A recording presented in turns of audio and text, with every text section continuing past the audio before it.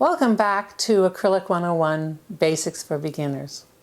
Today's lesson is number 3, and in this lesson we're going to look at paint qualities, transparency, opacity, and introduce you to the idea of cool and warm and the color bias. Let's grab your paint tools and let's get going. For all my lessons, I cut the paper to 8 inches by 11 inches, 20 centimeters by 28 centimeters, which will fit perfectly into binder sheet protectors. The handout that goes with this lesson will give you all the information you need to prepare the page. You can see that there are 4 columns sectioned off for each of the hues that we will be testing. Starting with yellow, which takes the full column, I'm painting small black rectangles. Actually, I counted the number of tubes that I have and put that many black marks on. Fill the page with black rectangles and let dry. I'm going to start with the yellow paints that I have on hand. Use whatever paint tubes you have available. Take a minute to write the name from the paint tube beside the black square. I am doing Hansa Yellow Light, Hansa Yellow Opaque, Cadmium Yellow Light, Medium and Dark, Yellow Azo Medium, Yellow Oxide, and Yellow Ochre. I only use 3 of these yellows in my day-to-day painting: Cadmium Yellow Light, Cadmium Yellow Medium, and Yellow Ochre. Starting with Hansa Yellow Light, I am covering half the black square with pure pigment. In this lesson, the focus is exploring transparency and opacity of the paint. I am using the paint directly from the tube. Understanding this trait helps you to make decisions about what paint colors you want to work with. Do as many different yellows as you want to. Next, we will add white to each of the paint colors and cover the other half of the black paint. Adding white does 2 things. First, it creates more opacity, and second, it helps us to see how the paint may be biased. Yellow paints have a very light value when squeezed directly from the tube, but you know that many other colors start at a very dark value. Okay, so we finished putting all of these on, and we can see which ones are transparent, which ones are opaque, and it says it's opaque. The Hansa Yellow Light is very transparent and therefore actually harder to work with because it's so transparent. But if you wanted to do a very transparent light yellow glaze, then that's the perfect color to work with. Cad Yellow Light is more opaque than the Hansa Yellow. Cad Yellow Medium is more opaque. The Azo Medium is quite transparent, and both the Yellow Oxide and Yellow Ochre are opaque. So now let's figure out the cool and warm bias. So the Hansa Yellow Light has a definite green-blue tinge to it, and we can see that. And so we would say that that is cool. Hansa Yellow Opaque, you can see that it's more towards the orange, so we would say that this is warm, or we would say it is a orange yellow. Cad Yellow Light, it's not quite as blue as the Hansa Yellow Light, but you can still see it there. And so we would say that is cool. And Cad Yellow Medium, again, you can see that it's fairly solid and opaque, and it's leaning towards the red, so it would be an orange yellow, and we would call that warm. Now, when we get to the oranges, really, one's towards the yellow, one's towards the red. It's very distinctive, but that's not warm or cool. That's a orange that is a yellow orange and a red orange. That's how we would categorize those. So now let's look at these colors. Ultramarine blue has a little hint of red in it. You can see that hint of purple. And because it's coming towards the red, we're going to say that it's warm. And when we get to the phthalo blue-green shade, I mean, there's a beautiful turquoise there, and it's leaning towards the yellow, and we're going to say that that is cool. And I'll let you finish the rest of these yourself. How many ever colors you have? I'm not sure how many colors you have. Here's the cerulean blue, and you can see that it's not as, you can see it's opaque.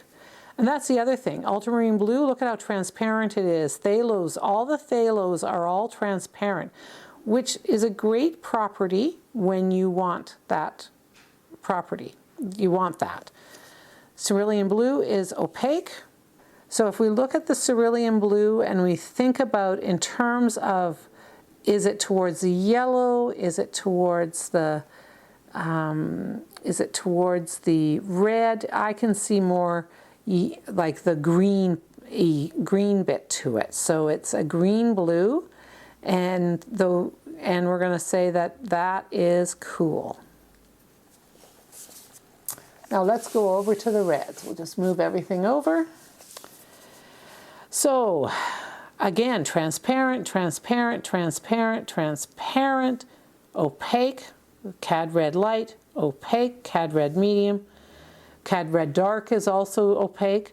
Quinacridone red is transparent. Red oxide is opaque. So again, when you're going to paint with these paints, you need to understand that property of it. And as soon as we add white, it becomes opaque. So let's look at the quinacridone crimson, the very first one. Can you see the blue bias towards it? So we would say that this one is cool. And the next one, we can see a red bias. No, that's got the blue bias too. So that's a cool as well. Let's go down to the cad red light. Cad red light and cad red medium, you can see more towards the orange. And so we would say that that is warm. Okay? So we would say that that is an orange red, and this is a blue red. Let's down to the greens. Lift those up, lift those up. So again, phthalo, all the phthalos are opaque, are transparent, and they let things glow underneath them. They're quite beautiful, and yes, permanent green light is opaque, sap green permanent is opaque, brilliant yellow green is opaque. Those are just greens that I've had. I use the phthalo green, I use the permanent green light. I don't really use these other ones very often.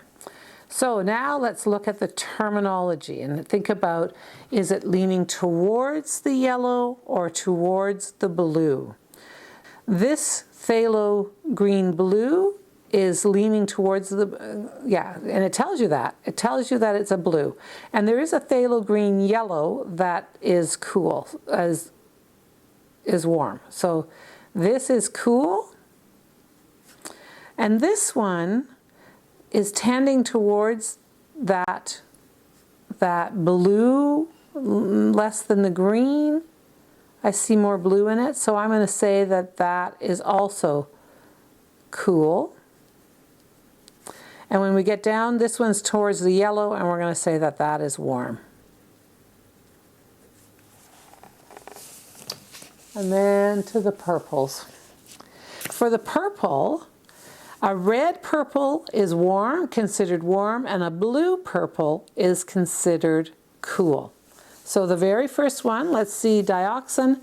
I can see that it's transparent. The quin magenta is transparent. The quin blue violet is transparent. Ultramarine violet is transparent. Cobalt violet hue seems to be the most opaque of them. And now when I look at the dioxin purple, I can see a lot of blue in it. So that would mean that it's cool. In the quin magenta, you can see a lot of red, so warm. And I'll let you finish the purples, whatever you have on your on your sheet. And anytime you get a new color, add them onto this sheet.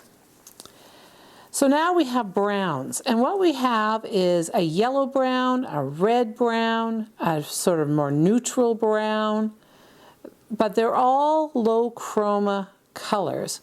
Low chroma oranges, this is a more red orange, and this is a more, that's more red orange as well, but not quite as much red as this has.